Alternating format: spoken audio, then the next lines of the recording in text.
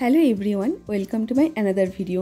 আজকের ভিডিওতে হালি শহরের বিভিন্ন দর্শনীয় স্থানগুলোর কথাই তোমাদের সাথে শেয়ার করব।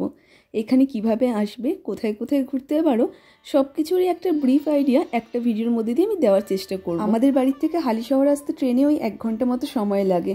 18ই মার্চ হঠাৎই বাড়িতে ঠিক হলো যে আমরা বিকেলবেলা হালি শহর ঘুরতে যাব। দুপুরবেলা খাওয়া দাওয়া করে 3টে ট্রেন ধরে রওনা দিলাম হালি শহরের উদ্দেশ্যে। এখানকার বিভিন্ন মন্দির ও ঘাটগুলো ঘুরে দেখার জন্য আমরা টোটো রিজার্ভ করে নিয়েছিলাম। 1 নম্বর প্ল্যাটফর্ম থেকে বেরিয়ে কিছুটা হেঁটে এলেই টোটো স্ট্যান্ড তোমরা দেখতে পাবে। আমরা যেহেতু 7 জন ছিলাম তাই 2টো টোটো রিজার্ভ করেছিলাম। টোটো ভাড়া পার টোটো হিসাবে 350 টাকা করে নিয়েছিল, ওই মোট 700 টাকা নিয়েছিল। আমাদের প্রথমেই নিয়ে গেছিলো সিদ্ধেশ্বরী কালী মন্দিরে। আমরা যখন মন্দিরে পৌঁছাই তখন মন্দির বন্ধ ছিল। মন্দিরের পাশেই ছিল গঙ্গার ঘাট। ঘাটটা খুব সুন্দর করে বাঁধানো আর পরিষ্কার পরিচ্ছন্ন।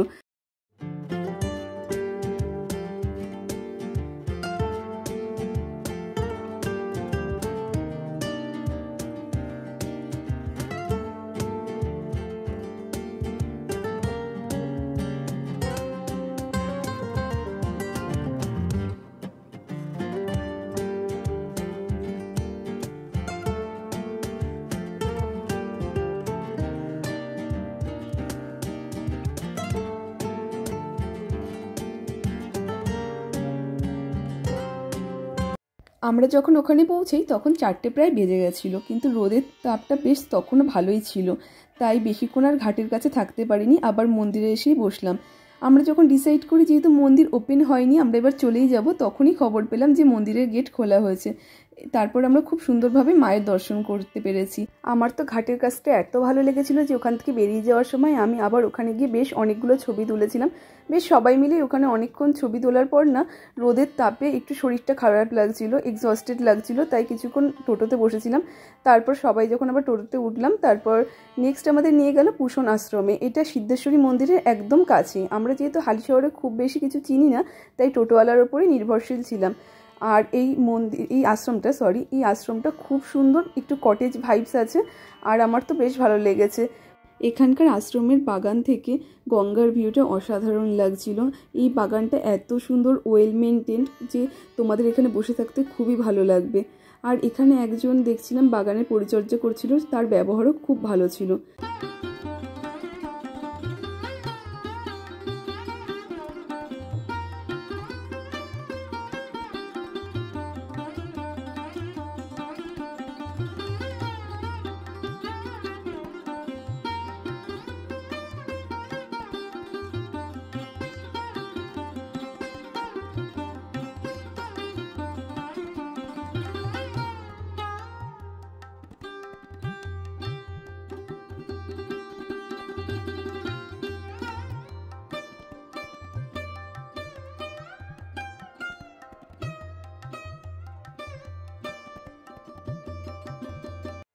পুষণ মন্দির থেকে বেরিয়ে আমরা এসেছিলাম রামপ্রসাদের মন্দিরে। এখানে মায়ের ফটো তোলা নিষেধ, তাই আমি ভেতরে কোনো ফটো বা ভিডিও তুলিনি। আমার মনে হয় যে কোনো জায়গায় ঘুরতে গেলে সেখানকার অথরিটির এই নিয়মগুলো আমাদের রেসপেক্ট করা উচিত। আমাদের যে টোটো চালক ছিলেন তিনি আমাদের অ্যাজ এ গাইড সব কিছু বুঝিয়ে দিচ্ছিলেন মন্দিরের কোথায় কি আছে। তিনি আমাদের মায়ের ভোগের প্রসাদ গ্রহণের ব্যবস্থাও করে দেয়। সত্যি প্রসাদ পাওয়া অনেক ভাগ্যের ব্যাপার, তাই আমরা ওনার কাছে খুবই থ্যাঙ্কফুল ছিলাম।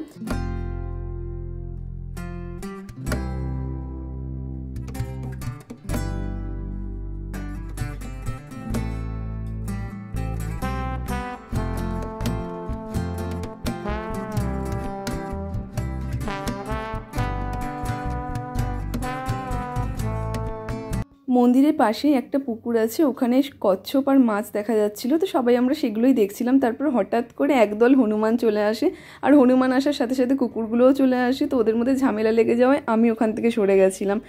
তো এখানে খুব সুন্দরভাবে মাছগুলো দেখা যাচ্ছিল আর এত ভালো লাগছিল। কচ্ছপ যেহেতু আমরা সামনে থেকে খুব একটা দেখতে পাই না, আমার তো বেশ ভালো লাগছিল সামনের থেকে কচ্ছপ দেখে। আর ভিডিওতে তোমরাও দেখতে পাচ্ছ আশা করি, খুব ক্লিয়ার না হলে একটু একটু বোঝা যাচ্ছে। আর এখানে খুব সুন্দর একটা ফুলের বাগানও ছিল, তো আমি এর মধ্যে দাঁড়িয়ে কয়েকটা ছবিও তুলে নিয়েছিলাম।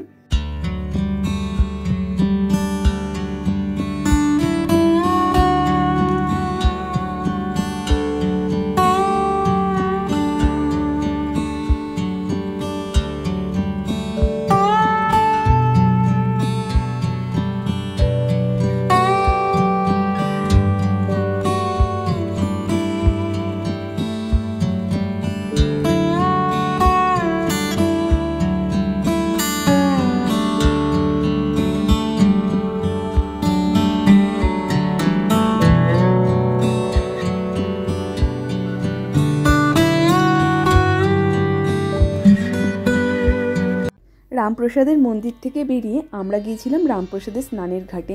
এটা হালিশহর থানার একদম বিপরীতে। এই ঘাটের পাশে একটা পার্কও আছে। আমরা যখন এখানে পৌঁছাই তখন সূর্যাস্ত হচ্ছিল। এত সুন্দর লাগছিল যে আমি ভাষায় প্রকাশ করতে পারবো না। এক কথায় বলতে গেলে এটা আমার দেখা বেস্ট সানসেট ভিউ।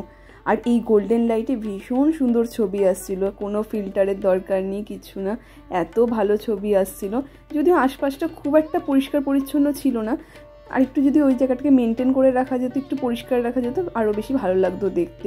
আমার এখানে আরেকটু বেশি সময় থাকার ইচ্ছা থাকলেও যেহেতু টোটো দাঁড়িয়েছিল, আবার নেক্সট ডেস্টিনেশনেও যেতে হতো, তাই আর বেশিক্ষণ দাঁড়ানো সম্ভব হয়নি। পাশেই একটা দোকান থেকে একটু কোল্ড ড্রিঙ্কস কিনে নিয়েছিলাম, তারপর আবার টোটো করে আমরা চললাম নেক্সট ডেস্টিনেশনে।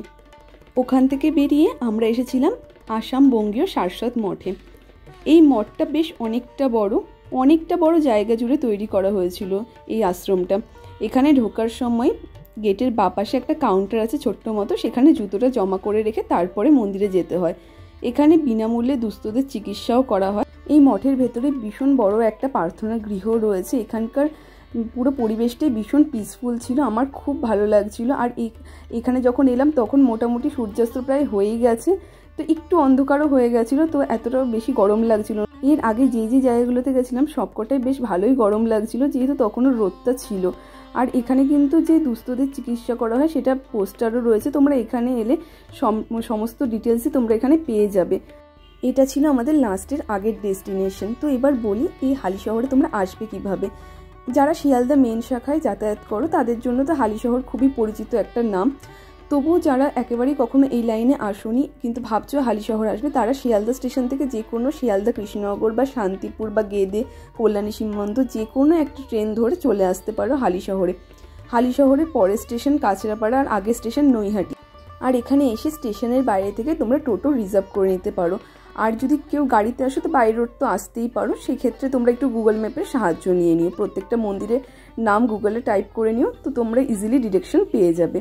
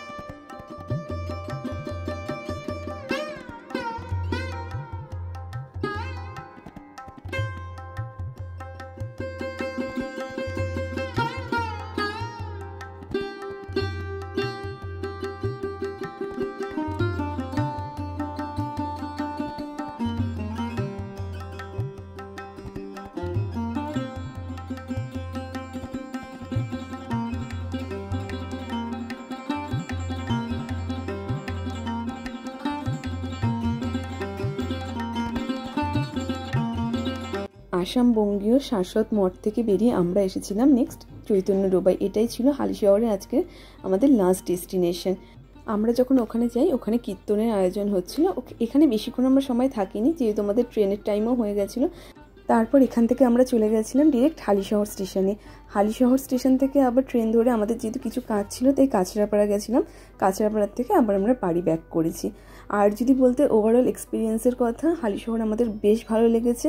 একদিন ছোট্ট করে একটু ঘোরার জন্য খুব ভালো জায়গা, কাছে পিঠের মধ্যে তোমরা কিন্তু এসে ঘুরে যেতে পারো। আর আমার আশা তোমাদেরও ভালো লাগবে যেমন আমার ভালো লেগেছে। কাঁচরাপাড়া স্টেশন থেকে আমরা দই বড়া খেয়েছিলাম। ওখানে একটা সাউথ ইন্ডিয়ান ফুডের দোকান আছে, ওখানে দই বড়া, ধোসা, এই খাবারগুলো খুব ভালো বানায় ওরা। তোমাদের যদি ভিডিওটা ভালো লেগে থাকে চ্যানেলটাকে সাবস্ক্রাইব করে দিও আর ভিডিওটাকে একটা লাইক করে দিও। Thanks for watching, by.